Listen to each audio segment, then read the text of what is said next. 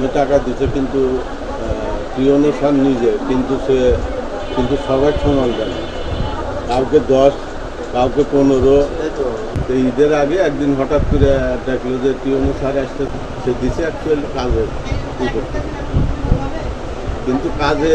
কার কয় টাকা কোন কাজে কয় টাকা লাভ হয়েছে কোন কাজে লস হয়েছে এগুলো কোনো হিসাব নিকাশ এ সম্বন্ধে কোনো আলোচনা হয় না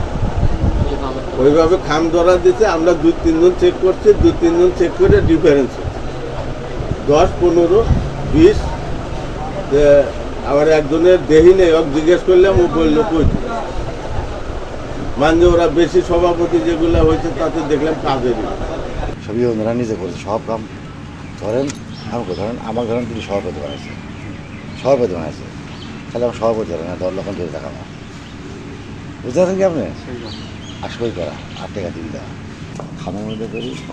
সচিব একটি দিলাম 20,000 টাকা কাক কত জানি শুনলে কোনো মেম্বারে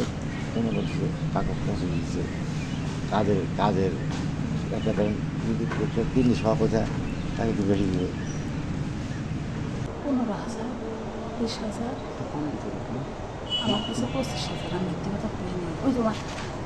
যারা সভাপতি হয়নি তারা 15,000 Hire Google TV,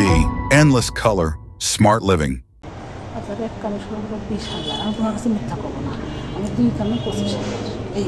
স্যার আইছিল এখানে পরিষদে সবাইকে দিয়েছে কম হ্যাঁ সবাই দিয়েছে কত বেড়ে 25,000 ও কাকু মনে বেশি জানা আছে তার 200 টাকা দিচ্ছে তাকে 30,000 দিচ্ছে তারপর 20,000 দিচ্ছে তারপর 15,000 না না সমান দেয়নি এখন এই যে 25,000 দিচ্ছে কিসের টাকা দিচ্ছে কত রাস্তার টাকা দিছে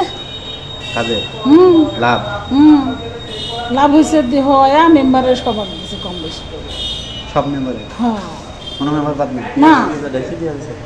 ওরা কিছু নাকি তাও জানেনি